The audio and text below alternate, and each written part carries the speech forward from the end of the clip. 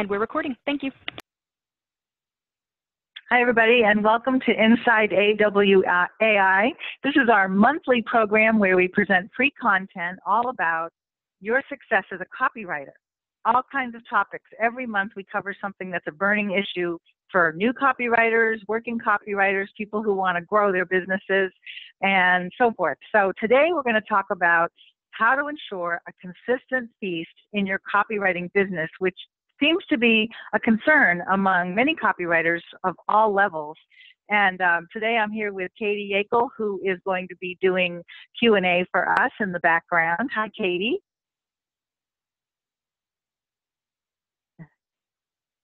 Oh, maybe she's muted. Sorry. And then oh, that's okay. Hi, everybody.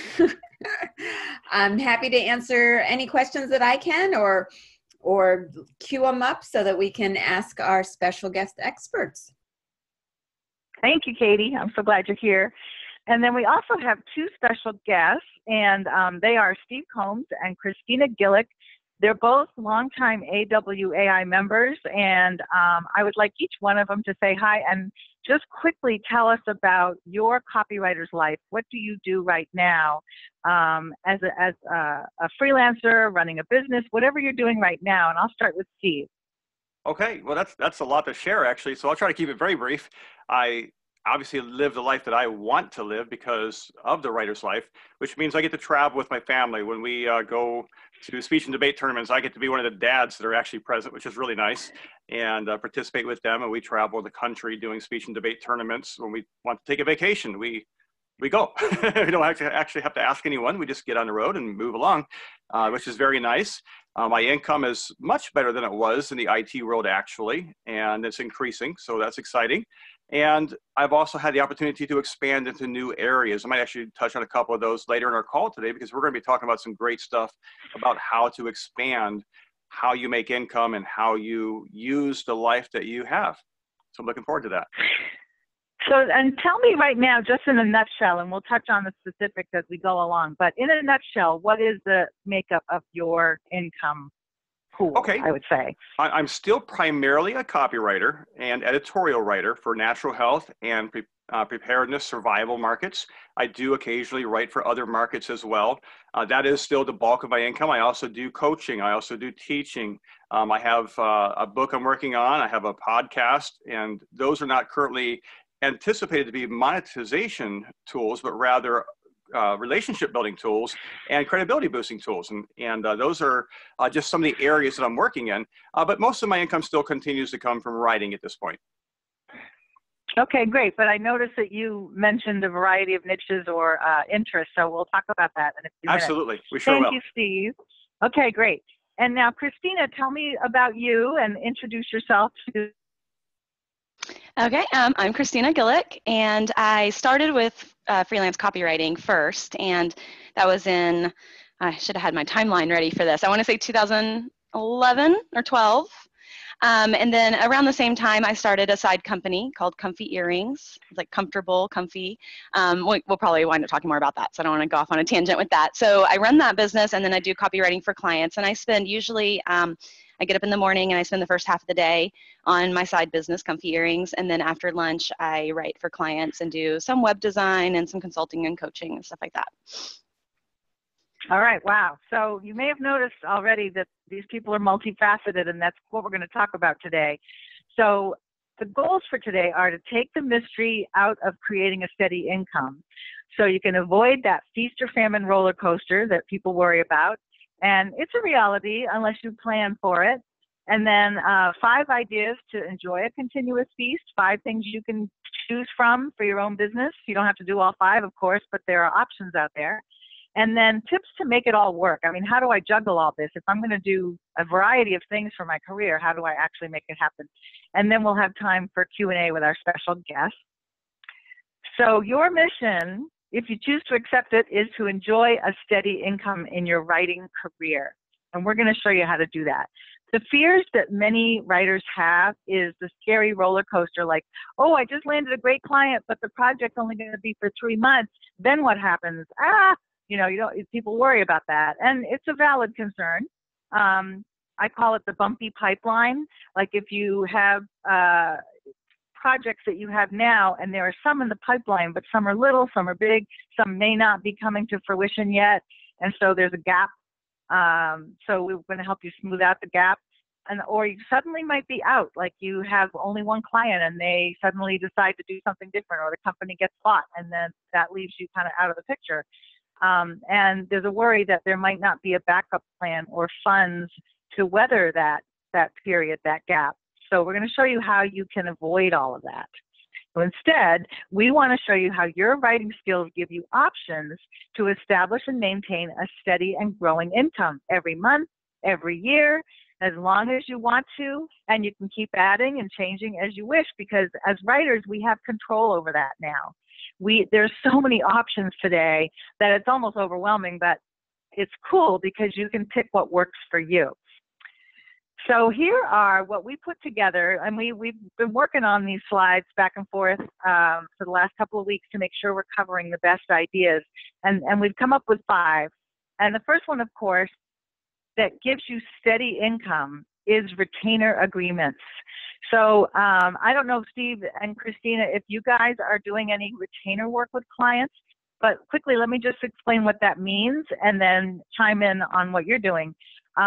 Most clients that I know of need ongoing content. The content marketing world now, you have to be present all the time. You have to be putting out great information all the time to stay competitive and stay in the game.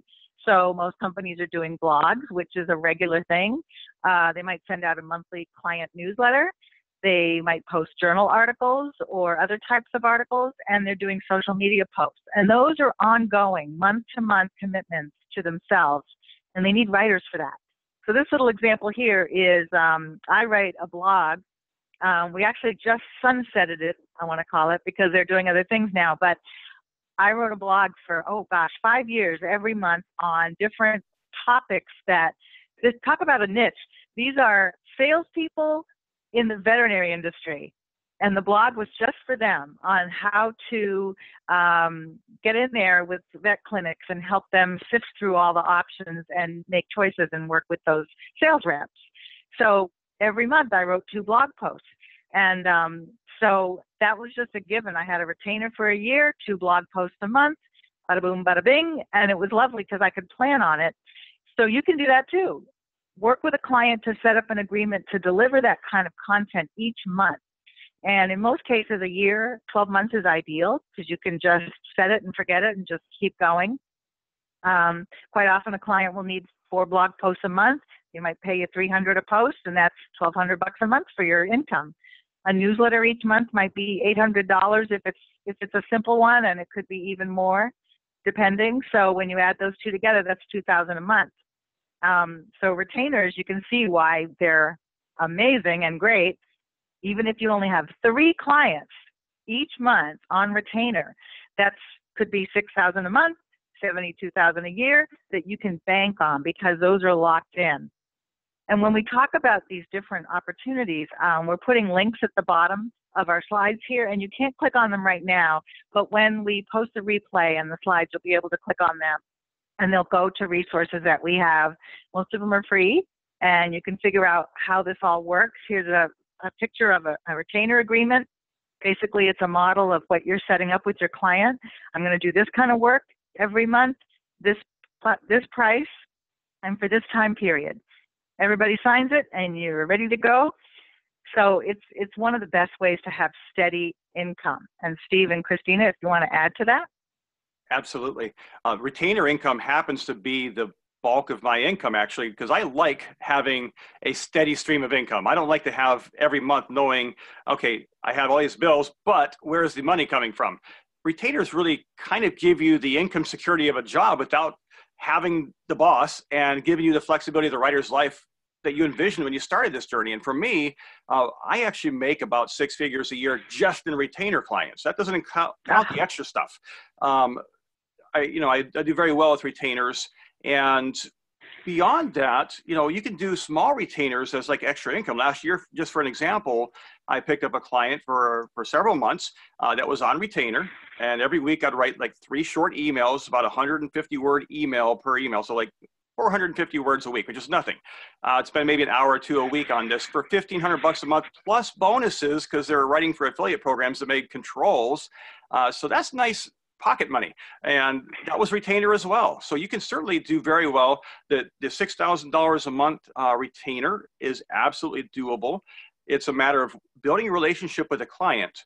And then, I didn't start, with 6 figures a year on retainer. It grew. You start with a client and, might be writing a few blog posts a month. And then you grow that relationship where the value you provide increases to the point where you can negotiate a better retainer. And that's what I've done over the years. And you can do the same thing. And you don't have to start at the very bottom either. You can certainly come into a client that says, I need what you have to offer. You're the expert. I'm going to hire you. And you give them the retainer deal that would work for both of you. So absolutely use retainers. They're wonderful tools. That is a great point. You can start at one fee, and then as you prove yourself and as you build your relationship and you become valuable to them, or super valuable. I don't think I used the word right. But anyway, they can't live without you is what I'm trying to say. They will absolutely, if you look at the year and say, okay, it's a new year and it's time to renegotiate the retainer, I want to bump it up a little bit because, it's really worked well for you. And I think that value's been proven. And I have, this veterinary blog post, I definitely up my rates every year a little bit. So you can keep growing that way. That's awesome. What kind of work do you do on your main retainer agreements? My main retainer happens to be editorial, actually, because it's a consistent, if you write a sales letter, typically that's not going to necessarily be every time. The emails was a good example of writing something that's a sales type copy, which you can give bonuses. Most of my retainers, however, for editorial copy, such as the natural health newsletter, but the emails is another example. Blog posts, like you mentioned, I've also done those on retainer. So e-newsletters is great. Those are another way you can make a regular income on a consistent basis. Social media posts. I've not really done a whole lot with social media writing, although I've done some, but some people make really good money just negotiating a fee to write a certain number of social media posts, whether it's Facebook or Instagram or LinkedIn or whatever is a good fit for the client. And so there's a lot of opportunities there to create an income through retainers. I love it. Thank you. Christina, anything to add? Are you on any retainers of that sort? After listening to the two of you, I realized that I clearly need to do more retainers. I have a few. I do some social media moderating, and I have some web design clients on retainer. But that's probably about it. But I did want to chime in and say that for Comfy Earrings, we hire somebody to do our social media, and we pay her a retainer. So kind of on both sides. But yeah, I definitely should be doing more, I guess. Good. Well, I'm glad to help. Okay, cool. So retainers, that's number one. The next one is to make sure you have a variety of clients. I have met a few writers over the years who come to me and said, I'm in a bit of a panic because I had this great client. We were locked in. I was their go-to writer. I did everything exclusive for them. And then the company got bought. And the other company that bought us or bought that client already had a writer, so I'm out.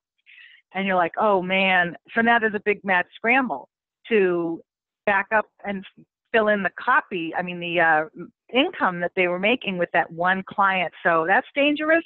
I would say it's never good to rely on one client. You can always have one primary client, but always have a few others. That's my advice because you just never know what can happen. I have gotten the question before, like, okay, well, if I'm in an industry such as proprietary IT software, what about other companies that sell the same kind of software? What about a non-compete? Well, in my experience, you certainly don't want to work for a competitor, and you probably can't. But if you're in a good industry like software, you can find other types of companies that are also in that realm that aren't direct competitors to your clients. So try to look for a mix. You know, I've worked in the pet industry for a long time, and you know, there's a myth that if you work in one niche industry, you're going to get bored and do the same old thing. Boy, oh boy, I have had, I don't know, 50 clients over the last 10 years in that industry, and every single one is different. One is selling petamberalert.com, where if your dog runs off and gets lost, they can dispatch to local authorities and vet clinics instantly. And then I've got supplements for animals and veterinary equipment and doggy steps to get up on the bed and all kinds of things. And every client also needs different projects from me. So it's not boring, but I have absolutely mixed it up. Small business, medium business, direct response companies, B2B companies, and it's really fun. It's never boring. And so I just showed an example here of top 10 medical device companies. These are just the top 10, the big ones, the big names. But in every industry, like the medical device industry, it's huge and so varied. And no matter what you're looking at, you should mix it up, and you can, because there are so many companies and they all need marketing copy. Let me see. I know I have a couple more points to make on this before I have you guys chime in. But the way that you can think about clients is that there are obviously the industry companies. So let's just take financial. Sure, you can be writing for the big financial publishers and do direct response sales letters, but there are also banks, there's software, there's financial advising companies, there are big seminars, financial seminars where everybody goes to a city and attends a 3-day seminar. There are speakers who need and trainers who have online financial programs that you can promote. So mix it up in the industry. There are also, in many industries, marketing agencies that are specific to that industry. And I'm not saying you have to focus on only those kinds of agencies, but advertising agencies and marketing firms are absolutely looking for writers. And we just did an Inside AWAI session on that a couple months ago. So you want to check that out, because that can be a gold mine. And a lot of people don't even think of that. Web development companies might need writers too. I've worked as a virtual partner with web development companies. They bring me in as a writer for a client's website launch. Trade associations have journals and big conferences and online content needs all the time. And then industry publications like that Advantage one I write for. Almost any industry, I'm just showing some different medical ones here, but any industry has this whole world that you may not be thinking of. You may be thinking just one type of company, like in B2B, I'm just going to work for equipment manufacturers. Well, that's huge, but there's also equipment associations and manufacturing trade, things. So look beyond the obvious and look around the whole scope. And what I mean by how this can really help you is that, let's say you're working for a company, like a manufacturing company. They might need you for projects that add up to like $30,000 a year. And then you might have a seed of projects from a marketing agency that could bring you another $30,000 a year. A web development company might bring you in on some projects adding up to maybe $10,000 or $20,000 a year, depending. And then a trade association or industry publication or anything like that, a conference, they need tons of marketing help to get people to that conference. So they might need another $20,000 of work from you. You've got a nice mix now here, and you're making close to 6 figures, right? Or 6 figures or above. So we want to make sure that you know where to look, where to hunt for all of these different opportunities. So the link down here is how to land freelance writing projects with agencies and other firms. And again, that's just one idea. There are other Inside AWAI sessions on how to get clients in a wide range of types like this. So Steve, Christina, anything you want to add to this strategy here on having a variety of clients versus only relying on one? I was waiting. I thought to go first, Christina. You go first this time. I was going to say I agree with you. It's super, super important. When you were talking about the very beginning, if the company gets sold or something, and then it's just over. So I do agree that having multiple streams of income from multiple different clients is essential. So, and new ones coming in, new clients. Yeah. I also agree. It's important to keep things fresh, and when you write the same type of project all day long, every day, it can certainly get a little bit stale. And then introducing a new client or a new direction or new angle or even a whole new niche can really liven things up and make life more interesting. And that makes it more fun. I always like new challenges anyway. So that to me is fun to take on a different kind of project from time to time. I do want to talk about, if you allow me to maybe give a a little bit of a perspective on the non-compete side of things. I think that's really important. And Sure. I will put it this way, just point blank. If you're an employee, okay, but don't put yourself in a bind where you can't find clients if you decide to go freelance. But if you are working for yourself, I'm a hard nose. I say don't do it. You're a professional. You wouldn't go to your dentist, your CPA, your plumber, or anyone else and have them tell you don't see any other clients that are like me. I'm not going to do it. I've been asked several times in the 12 years I've been a professional copywriter, and I have always, 100% of the time, said absolutely not. Let me explain why.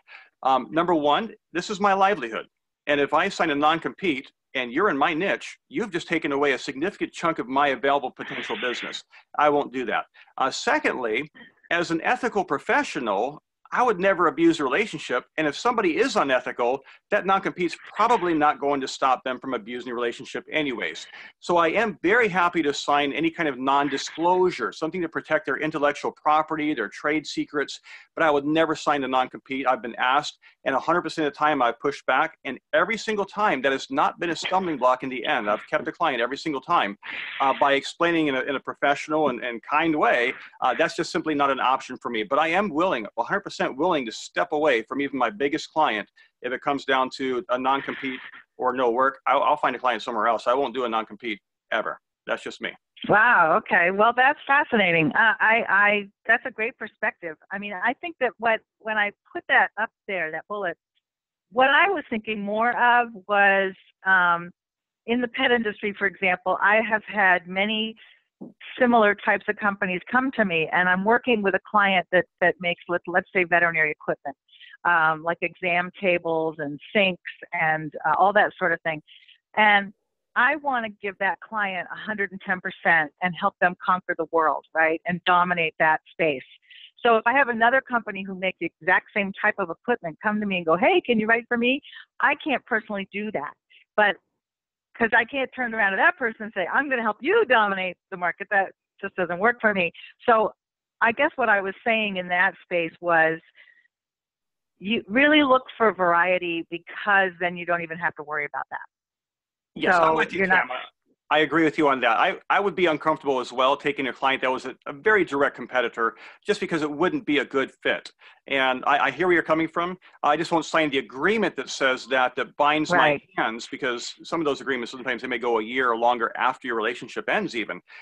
However, I hear where you're coming from. I agree 100% with what you're saying on that, because it is, if you want to give your very best to a client, and you should, anytime you work with a client, you want to give them your best work. It's kind of hard to do that if you're, playing both sides of the fence for two very direct competitors. So I agree with that. Right.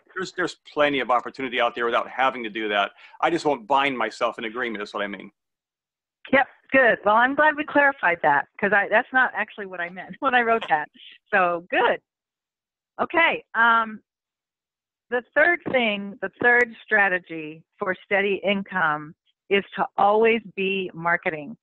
I know you might get busy if you land a couple of big clients and they need you to do all these things, and it's very exciting and the money's coming in and it's awesome, but those projects may end or may change, and you need to always have what's next, lining up what's next, or even what's on the side, so that you have staggered deadlines and staggered timelines of when things might end and begin.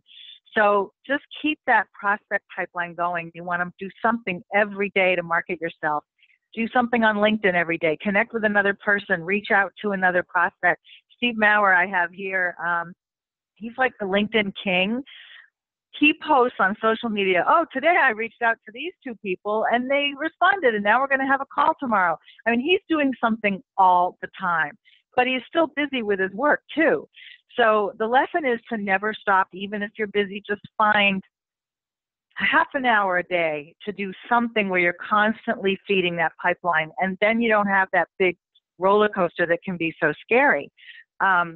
We really encourage you to have a weekly plan and make dates with yourself and commit to that, to do something every day that's a super priority. Like on Monday, I'm going to focus on LinkedIn, and I'm going to connect with a group that's in my niche, or connect with a bunch of web developers and say, hey, who's writing your client's copy? Maybe I can help you. And then the next day, do some email to some prospects. You can email through LinkedIn, or you can email to people you found in companies online. And then Wednesday, you're going to publish an article, and that might be something that brings clients to you. And I have to say, when I used to have a website called petcopywriter.com. I had that for 10 years, and then I sold it. But when I started out, I started writing articles once a week, helping companies in the pet industry understand how social media works, and Google, and video, and mobile. And that was the main source of my clients. People would go into search and say pet copywriter or pet website writer or anything like that, and I had put those words in my articles. That's how they found me. So they'd call me up and say, can you do an SEO project for me? And I would say, sure. And they're like, well, how do I know it works? And I said, how do you find me? And they said, oh, we Googled you. Ta-da! It worked. So these are things you can do to keep that pipeline going for yourself. And if you do get too busy, again, it's exciting and you know, it takes up all your time, but you have to find ways to just keep the pipeline going. So book people out. If they can wait a month and you can start a project in a month, then you've got a new client.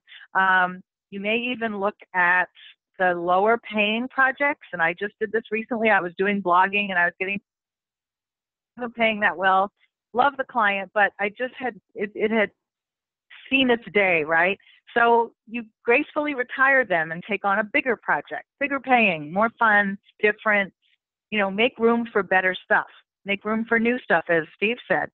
And then before your retainers renew, check on them a couple of months ahead and say, how are we doing? It's time to renew. I'd like to go up a bit on my rate. So always be thinking ahead. Anything you guys want to say about that? Steve? Okay, Christina's still muted there, so I guess I'll jump ahead. Kind of like Christina was on the retainer, this is an area where I could do better. I would say that I've not always followed this advice as well as I should have, because I grow comfortable in my existing client relationships and income, and it's real easy to fall in that rut to not always continue marketing your services. And you really shouldn't allow the fact that you're doing well to block you, because that also leads to that fear of the roller coaster. And I would encourage you to do this. I have recently, in recent months, began using LinkedIn in a much greater way. I pretty much use LinkedIn every business day at least to reach out and build relationships with clients. I love that you showed that slide of Steve Moore. He's such a pro in LinkedIn. I love following him, a good friend. And I encourage you to connect with him on LinkedIn. If you haven't already, just send him a connection request. I guarantee he'll take it. And you can send me one as well. I would love to hear from you. But yes, absolutely, continue to grow and expand. And I would just applaud the slides, because that's something that I'm working on myself. Yep, and I just wanted to point out this resource. We have an Inside AWAI session on 26 ways to find freelance writing clients. So there's some tips in there that help you keep feeding that pipeline. So be sure to check that out afterwards. Christina? Yeah, I can add something. So one thing, this is all great advice. That's what I was going to say, but I was like, well, I don't want to just interrupt to just say it was good advice. So I'll just wait and see what Steve says first. But one thing I want to point out that I do in addition to, so I don't know if you'd consider it marketing, because it's a lot of clients I've already either worked with in the past or they're already leads, but I do a lot of following up with those people. So, you know, if I've finished a project or I'm about to finish a project, you know, I'll send an email to that client and say, hey, what's next? Or here's an idea, or have you thought of this? And those kinds of things. So I'm bringing in more projects, but not always with new clients, if that makes sense. I'm marketing to the same clients as well every week. So. No, that's great. And there's a saying that's been around forever. The easiest, it's much easier to upsell or add on to a client relationship you already have than to get a whole new client on board. Mm-hmm. And that, you know, yeah, if you're doing a great job for a client you already have, offer to do more things. You know, if you're writing an email series to a landing page, what is the landing page promoting? It's promoting a free report. Who's writing that free report? We don't know. How about me? And just keep adding. Yeah, that's a great thing I didn't think to mention here. So thank you. Thank you. All right, on to the next one. Write and sell your own stuff. Now, Bob Bly is the king of writing ebooks and selling ebooks, and he writes for clients, he teaches, He speaks for us. He does a lot of different things. But one of the things that has built his empire is that he's built a big, huge email list of followers who really appreciate what he has to offer. And then he sells them ebooks and programs. He has, I'm just showing you a small snapshot from his website. It goes on and on. Your hand gets tired scrolling through his website because he has so many things to sell that he created. And that, as writers, is something we can do. We don't have to ask for anyone's permission. We don't have to get a publisher. You can create your own ebooks and very easily, and then just start selling them yourself. You can use Amazon. You can use your own website. You can use other types of platforms, but this is stuff you can control and sell and keep all the profit yourself. There's no client involved. It's really kind of cool because as you're writing for clients, this is your own little industry on the side. And then Steve has a podcast, and he mentioned it's not necessarily for monetization, but it could become that. I know a lot of writers that are doing that because their podcast leads them to the listeners buying something from them or signing up for a course. There are also videos, people who do videos the same way. I don't know if you've ever gone online to get video instructions on how to do something. I go on there all the time to put IKEA furniture together. But somebody who's an authority can teach online and then get followers, and those followers are excited to buy from them. So this is something you can set up for yourself. And then teaching industry marketers, I did write a book. It's called Wildly Profitable Marketing for the Pet Industry. And what we did was help companies in the pet industry, from tiny startups to mid-sized companies, really understand the landscape of marketing now to pet owners and veterinary clinics. So that's something you can do, publish a book and offer teaching programs too. So this is all your own stuff. You own that. And it's really fun because it's a nice break from working with clients. Again, you have the power to create value as a writer. And a picture here, Jen Phillips April, she does training for service providers. So let's say lawyers and accountants and chiropractors, and those are all service providers, and they don't know, they're not marketers, they didn't go to school for marketing. So she does not only copywriting for them, but she does training for them on how to do social media and how to do ads, paid ads, and all that stuff. So she has carved out that space. You can do that too, and especially in a niche, but even in a broad sense, you can do that. Small businesses are many things to run their companies that they definitely need help. And if you can educate them like I did for the pet industry, they will come running to you. Or you can write for a passion site on the side that is something totally separate that you own, but as a writer, you create the content. You don't have to hire a writer. You just do it. So we'll talk about more about that in a minute with comfy earrings and some other things that we can recommend. But here are two things that they own. And the first one is the Solopreneur Success podcast. Sorry, Steve. And this is yours. So tell us about this. Yeah, sure. This is a new podcast, started a couple months ago, and already growing quickly, getting recognized by lists like Player.fm and such as a great place to find entrepreneur interviews, which is what I focus on in helping people start a business, whether it's writing, design, speaking, whatever. Solopreneur style business is the niche you would call it, perhaps. And of course, there's podcasts out there about writing. And Gandia has a great one. Kevin Rogers, so many great podcasts on every topic you can imagine. And the fun thing about podcasting, I just want to mention this because it's a great way to make content very easily. You can get a transcript, for example, and there you are with thousands of words from a conversation that will help you immediately, and you don't even have to write it. So this is a terrific idea. And what I mentioned earlier about monetization, what I meant was I'm not going to directly sell advertising or whatever on the podcast at this time. Doesn't mean I won't do it down the road. But the podcasting world has really moved out of the Wild West phase, and today it's kind of like 1990s Silicon Valley, and there's some really exciting things. If you don't mind, I'll just take a moment just to share a couple quick statistics here. Sure. One way you can monetize a podcast, and many do, is to a site called Patreon, where your listeners support your work. And they might just give you a couple dollars a month, but those couple dollars a month last month added up to $1.6 million just a podcast. Just a podcast. That's an average of about 167. Your podcast? No, I'm kidding. Not mine. Not yet. But okay. An average of about 167 a month. But that means there's podcasts that get one person given $2 a month. There's others that are making thousands a month just from their listeners supporting the work because they find value in the content you provide.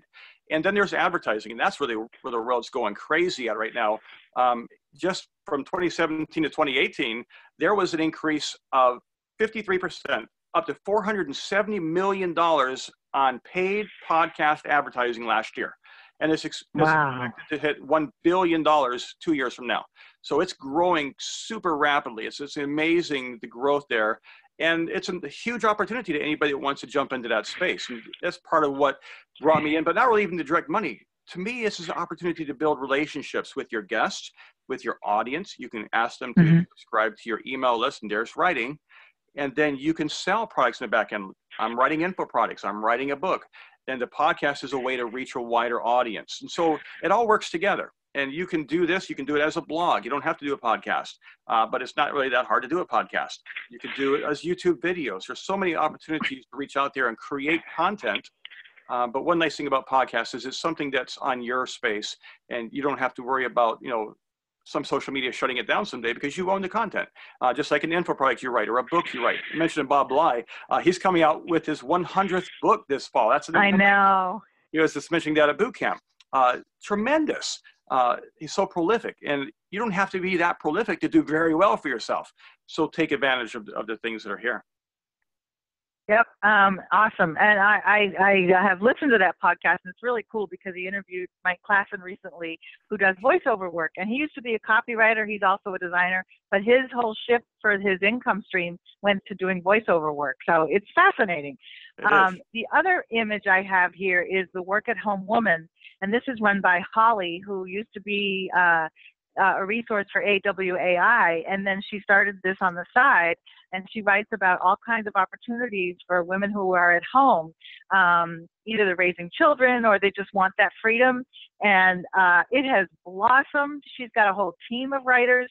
And if you look at the sidebar there are all kinds of advertisers related to the same audience. So things for children and education. And it's unbelievable how she's taken this and really run with it, and doing quite well, I might say. So look at all these different topics she has to help people make money on their own, from writing to all kinds of things. So that's just the thing she started on the side, and it just exploded for her. So these are things you can do too. Christina, I don't know if you want to add anything to this conversation. No. Okay, well, we'll bring you in on the next one because this is good too. Okay. Okay, finally, drum roll. Create diverse income sources. So obviously you're going to start as a copywriter working for clients. That's one thing. And you're writing maybe your own stuff. And then you might also consult, or you might do podcasts like Steve's doing, or you might add other things. One of the things that a lot of members are doing that's really, really popular is money-making websites. And these are websites that, okay, let's say I'm working in the veterinary industry with a lot of clients, but I really have a passion for travel too. My family's from England. I'm going there next month. I love it, love it, love it. I could do a whole different business talking about traveling in a certain aspect that might be unique. And Nick Usborne, who you may have heard of, he teaches web copywriting. He's one of the biggest names there is on web content and keeping up with the times on what's happening with web copy. But he also is the coffee detective. As you can see here, he writes a website he established, 10 or 12 years ago. And it's all about making really great coffee at home, just like you'd find in a high-end coffee shop. And he what does he do? He tries different coffee presses and machines and different coffee types. And he talks about organic coffee and sustainable methods and all this good stuff. And he's built up this website over the years where it now, Katie, you might correct me if I'm wrong, but it's like $7,000 a month of income for him through advertising, affiliate links, reviews, that then if people buy the product he reviewed, he gets a take of that. So that's a huge model too, that this money-making website or side business type of thing.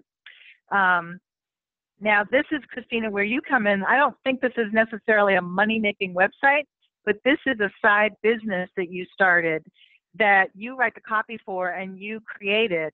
And can you tell us about this? Because it's totally separate from your writing for clients' life. Right. So when I first heard about copywriting and found AWAI, I joined Circle of Success, and they had, there's a program about importing and exporting products.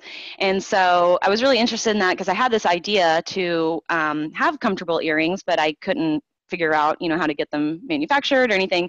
And so I was learning copywriting, but I decided to spend a little time, digging into that program. And it was it's one of those things where you can't just do everything immediately. Like you Right. order the product and then you have to wait a while before it actually shows up. And so it was something I could just kind of do here and there, a little at a time. And so we ordered, just the bare minimum, and we said, well, see how it goes. Like if people like it, we'll just keep going. If they don't like it, it's not a huge loss. We'll just see what happens.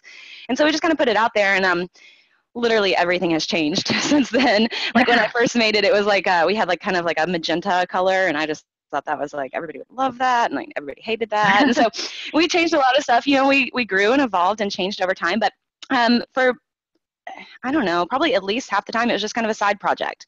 It was like when I had time, I worked on it, and then I somehow convinced my husband to do the packing and shipping and stuff, so I didn't have to do that. So I was mostly just the website and the marketing and, the social media until we were making enough money to hire some other people to help out. And now we have a fulfillment center and everything. But, we started like really, really small. So It's like kitchen table type. Yes. Yeah. We did everything from home for years. Yeah. And you said something to me in email that your husband was able to quit his job and he now supports what you're doing, or what happened there? Can you tell us? So he went to school to be a pharmacy technician, and so he had a good job, but he didn't really like it, and it took a long time. It took like an hour to get there, and so by the time you get home, most of the day's over, and so I was doing copywriting, and then we had comfy earrings going, and we were kind of getting to the point where we're like, why are you going to that job? Like, you hate it, you're spending all this money to get there, eating out for lunch, buying work clothes, all this stuff. By the time you make the money, maybe we should just not do that anymore. But we weren't brave enough. I was like, oh, I don't know. You can't just quit a good job. It is scary. And, right. And so we just kind of put it off. And then it came to the point where they were making layoffs. And so they laid him off, and he came home, and I was like, what are you doing here? It's the middle of the day. And he's like, yeah, I got laid off. I'm like, okay, well, that's probably good. Let's go work on comfy earrings. And so then we were just able to both work on it. And then once it got to the point where now, we've outsourced so much stuff, he now has become a real estate agent so that we can start investing in real estate. So see, another stream of income. That's so awesome. Cool. Okay, so the opportunities are limitless is what we're trying to say, but at the same time, we're trying to show you very specific examples so you can take this and go, oh, what can I do with a money-making website or a side business or consulting? Now, speaking of consulting, I just wanted to bring this up because even in the world of marketing, if you want to stick with that, you don't have to just be a writer at all. You could do things like audit websites for content and how that content leads to clicks and purchases and all that good stuff. A lot of websites are out there that don't work very well, or they don't show up on mobile very well, or they don't show up in Google rankings. So you can come in and do an audit, like the old Midas Muffler 21-point checklist. You go in and look at the website from a content aspect and say, is there a headline? Is it compelling? Is it speaking to the visitor and meeting what they're looking for? Is it something that has the keyword in it so Google can find it? And so this is just a picture of my website, contentclear.com, where I offer a web content audit. It's also called a site audit. But what it is for us writers, it's not the technical side, unless you want to know about HTML and broken links and 404 error messages and all that stuff, which I don't. I just look at the copy side of it, the content, and how are we guiding the user to a decision on the website. So that's one thing you can offer. You can offer to manage projects. I've been pulled in as a virtual copywriter on a website launch. The web team brought me in, and they realized, we really need Pam to manage the whole content side of it, collecting all the copy and even helping with the navigation naming and things like that. So I was elevated to a project manager while I also was doing the writing. You can go into speaking like we all do. and consulting with clients on a bigger picture. If someone's having you post their social media for a while, you may go, I've been watching a lot of what's going on and what's working for other companies, and I'd like to offer you a plan and a more strategic direction. And that's where you suddenly turn into a consultant. You're not just posting and writing anymore. So as you grow and as you use your writing skills and everything you're learning as a writer and trying and succeeding at, value for customers and clients, so broaden that, bring that value to them and have them pay for it. Anything else you want to add on that? Because we're getting close to 10 minutes to go, and we have some tips to help people balance all of this. I guess real quick, I'll try to spit it out as fast as I can. That consulting and coaching, I really enjoy it because it's really fun. To hear people be like, oh my gosh, I didn't know that, or oh, you helped me so much in, such a short amount of time. And I think a lot of people who they think they're newbies, because they've done one course or whatever, but if you've done one course, you know a lot more about copywriting than the person you're going to be talking to. So even if you give them a few tips, like here's how to write a better headline, to them, they're going to be like, oh my gosh, I never knew that. And so I think a lot of times, especially new copywriters, undervalue what they know. So I think consulting is something you can jump into a lot sooner than people realize. Yeah, clients, never think that clients know anything about copywriting, because they usually don't. Or web, how web works. My accountant, I love him dearly, and he knows everything about accounting. But one time when I was working on his website, I said, so we're going to optimize each page with local search phrases. And he goes, now remind me what a page is again? A web page? Really? So you are definitely an expert and a hero to clients. So don't sell yourself short on that ever. Steve, you want to add that? Anything? Yeah, I love what Christina just said. I absolutely agree with every bit of it. And you're right. It's so encouraging just to know that you've made a difference in somebody's life when you help them as a coach or consultant or whatever. I also like to share just a little tidbit that I got. Actually, on Monday, I interviewed a guest for my podcast that'll be coming out later in the summer. She's a business coach for public speakers, and she gave a startling statistic that there are 74,000 paid speaking events per day in the U.S. and Canada. They're paying speakers to speak. So there is a tremendous opportunity for making money as a speaker. And her clients average their first year $150,000 to $200,000. So it's a wow. And as a matter of fact, I'm like, I got to speak somewhere. So when is this podcast? No, that's amazing. Wow. Yeah, watch for Orly Moore's podcast episode on solopreneur success later in the summer. I don't know, probably late August. Okay. Gee, see, there you go. Proof right there. Wow. All right. So in the time we have left, we'd like to go over some top tips to make it all work, and then 3 main takeaways for you. So the first one is, it's a repeat. Cultivate a variety of clients. Never rely on one. It just isn't a good way to go, because you can suddenly find yourself stuck. And I never want to see that happen to you. So please do seek out a variety in your niche and beyond.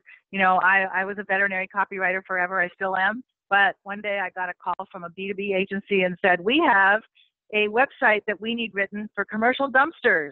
And I'm like, I'm in. Why not? I love it. Bring it on. I love commercial dumpsters. So, because you're a niche person, you don't have to only do that. You can do whatever you want, right? You have a choice.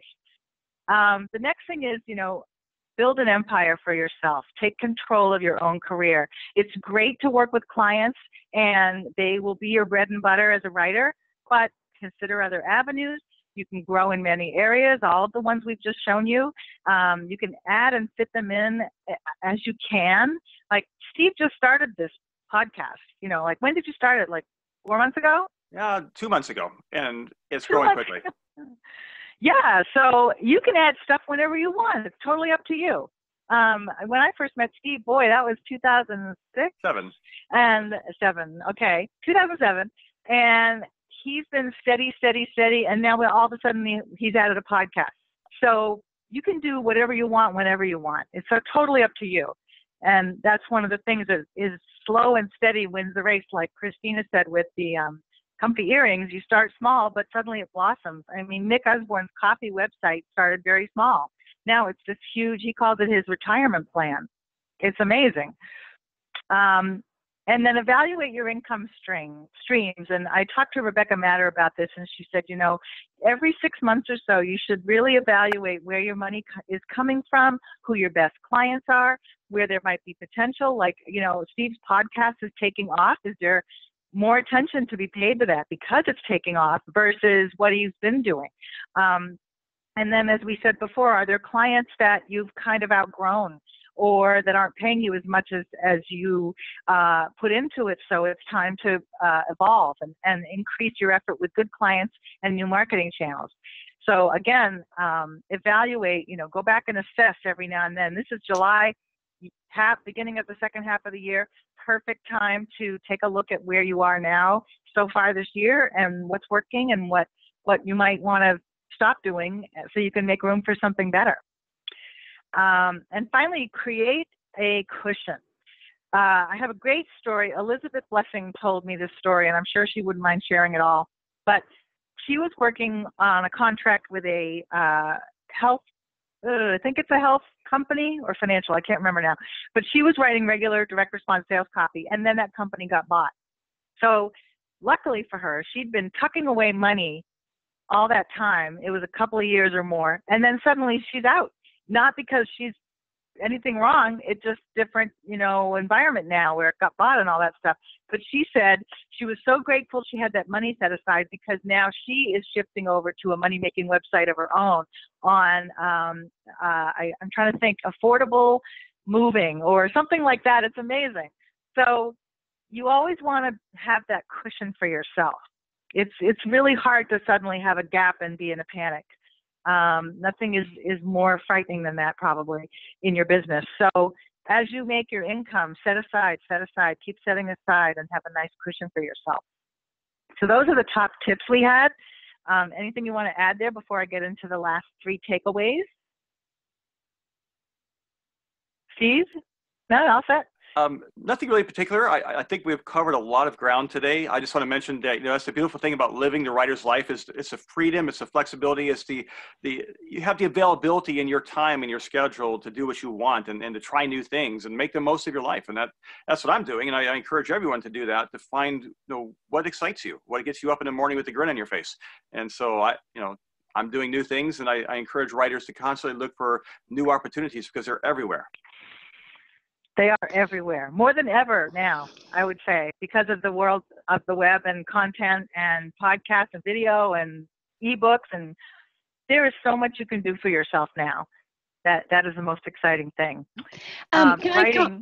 Go ahead, Christina. Yes, please. I just want to comment again on the slow and steady thing, because I think a lot of times you hear all these ideas and you're like, wow, that's just going to take so much time to do all those things. How will I get all that stuff set up? And especially if you have a full-time job.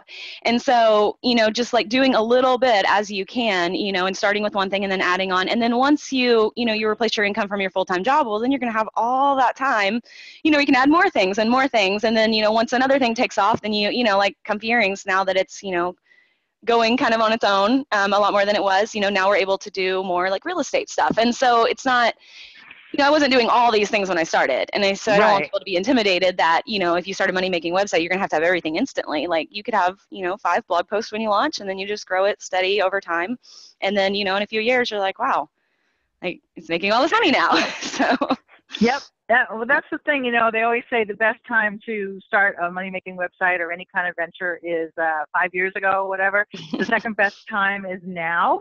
And, just think of it as an investment in your future. Like Nick did, he never had a clue that it would be so profitable for him every month and build to this. But when he started out, it was, 5 blog posts and then 10 and then 20, and he built it over time. And that's what you can do here.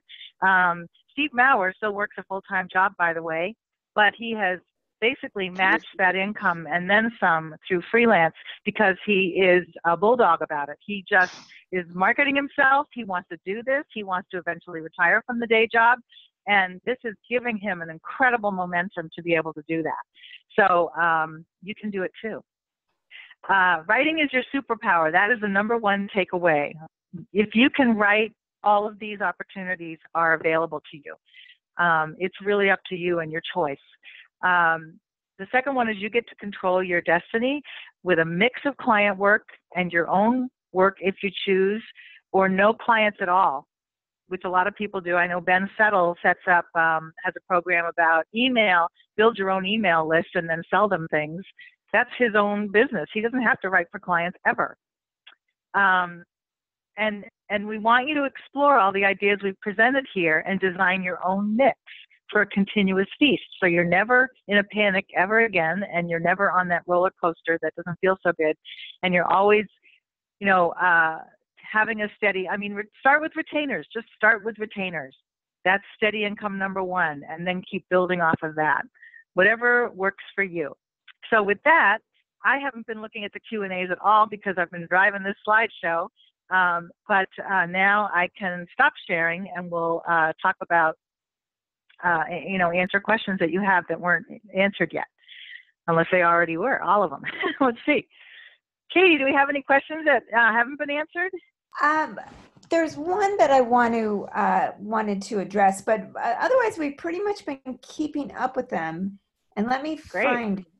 It was somebody just asking about plugins for blogs. So here we go. William was asking, any good ideas on either blog sites or blog add-ins I can put on my freelance website?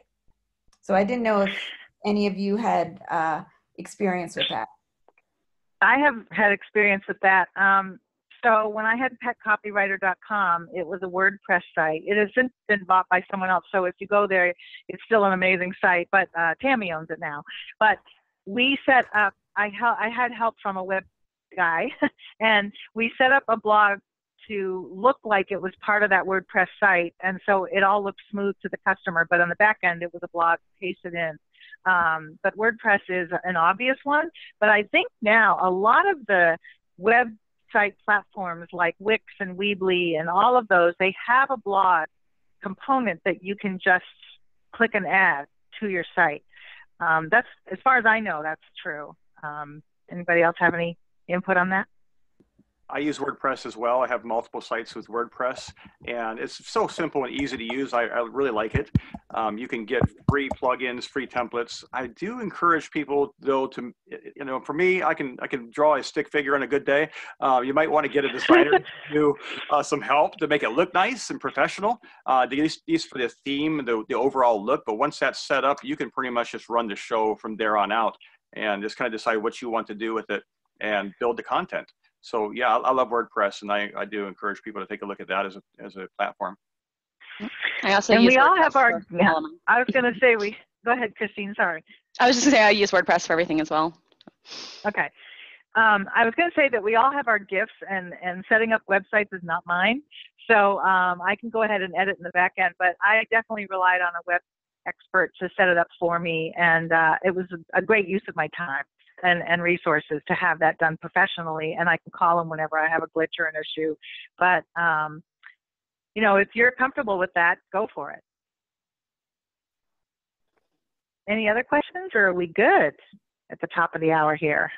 And people were really appreciative. This was such an interesting conversation, and I love the experience. And this really felt like sitting in on colleagues discussing the intricacies of their business. So thank you for being so open and sharing with everybody. But let's just do a last call for questions. Okay, Ina is asking, does using WordPress or such give training on monetizing websites? Does using WordPress affect what? WordPress affect what again? Actually teach you how to then monetize the website. Oh. I would recommend the Money Making Website course. Nick Osborne's Money Making Website, which I will put that link in the. Because that goes through several different ways to monetize a blog. Yeah, it's the best, and it's been around for a long time. The number of success story people that have been successful, and just having Nick and AWAI support behind you is really big. So I'm just looking for that link, and I'll throw that in there. And, okay. You can also go on our website, awai.com, and just search in the search box Money Making Website, and that information will come up very easily as well. I'm looking at the Q&A. Wow, you had a lot of questions. Oops, some more are pouring in. I'm trying to see if I can help out here. Sorry, looking and talking at the same time. Oh gosh. Oh, here it is. Is it okay to, okay. Oh, go on. Sorry. Is it okay to have my copywriter site as a page on a larger website? We also sell nutraceuticals for people and pets. I don't see why not. And, you know, Google will find it if it's focused on the industry that you're trying to attract. If it's nutraceuticals, then I would take that page and say, I'm a nutraceutical copywriter, and talk about that. And the proof is in the other part of your site. So that's kind of cool, actually. So let's see. I'm putting the link in my answer to Leah. Leah was asking how to get started making a money-making website. And Jade or Fran, I don't know if there's somewhere else we can put it to be sure that everyone sees it, but I just put it on there. Sure, I'll drop it in the chat for everyone. Thank you. And Susan's asking, what about podcast training and equipment? Well, I think we could look to Steve. Actually, Steve, we are hoping that as you go through your experience of starting up your podcast, that you will be sharing some of that information with our members. But as of right now, we don't have a program that addresses that. But Steve, any like thumbnail or quick tips? Yeah, absolutely. You don't have to spend a fortune on equipment. My total equipment outlay is probably $100 total to get started with podcasting. I spend about $20 a month for hosting the actual audio files. And I have a WordPress blog where I kind of source them from and point to that host. So overall, you know, it's not a whole lot of expenditure.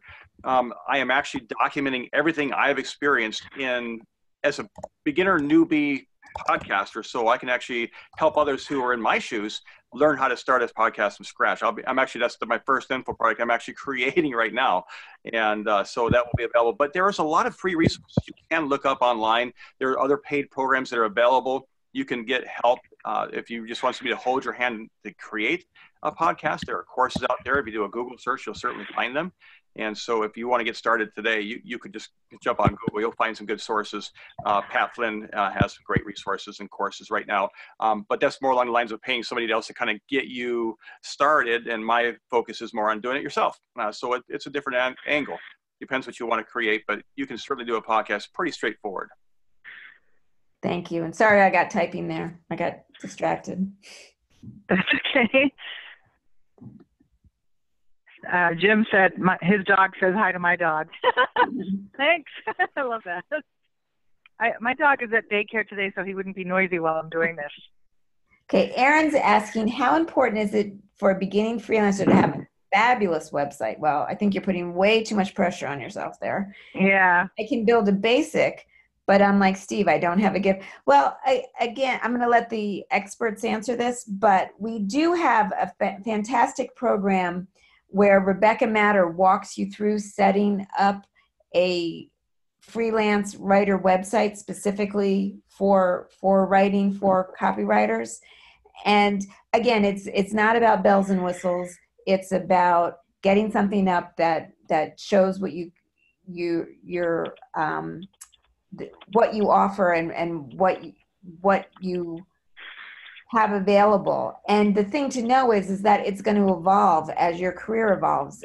Whatever you create today isn't going to be the same as it is tomorrow or 6 months from now or a year from now. So you'll always have the opportunity to improve it. But perfect is the enemy of good, or however that expression goes. I think the important thing is to get something up that is professional and gets the job done, and then work on refining it as you go along. But I'm going to get the link to Rebecca's program because that is awesome. Build your website. Yeah. And the other thing too is a lot of people are also starting out as a beginner on LinkedIn, and make the most of your LinkedIn profile. And we have a free AWAI Inside AWAI program on LinkedIn, and it's incredible. It was just a few months ago with Elise Bennon, and she believes that if you're starting out, you should start with LinkedIn and then build your website after that, because LinkedIn is where you can instantly connect with potential clients. So that's another idea too. That's a great point. All right, looks like we're good. Thanks, everybody, for being here. Thank you, Christina. Oh, thank you for having me. Oh, wait, you know what? I just, Jade, where do I put links for everybody? Do I do it in chat? Yes, it would be in chat, and I can go ahead. It was the Build Your Freelance website, right, Katie? I can place that in there if you want me Yes. to. Oh, here, I'll just do it right now. Perfect. And if you go to our site, you can search for that as well. Attendees. Great. Okay. And Steve, thank you so much for being here. My pleasure. That was really amazing to have your viewpoints. You know, it just was such refreshing and different viewpoints on how this all works. And with takeaways on whatever anybody wants to do for their business, there's like, I don't know, 50 ideas here that we heard from everybody. So I love again. this. I just want to end on this. Jonathan wrote, thanks so much for this today. It was just about the best and most comfortable affirmation of the writer's life and how it can be ever expanding. You rocked it. I agree, Jonathan. Awesome. Thank you. Thank you all for being here so much. I appreciate it. Now, someone's asked if we will be, we always put the replay on the Inside AWAI page is what I'm trying to spit out here, not very successfully. So in a couple of days or by Monday, that'll be up there to watch again if you want to with the slides. And we include the chat too, Fran, do we? The Q&A, yes. I mean? Yes. Definitely. Awesome. So all the links, all the discussions, all the answers will be there too. So thank you again and have a great weekend. And I appreciate you being here, all of you. Bye, Take care. everyone. Thanks, everyone. Bye.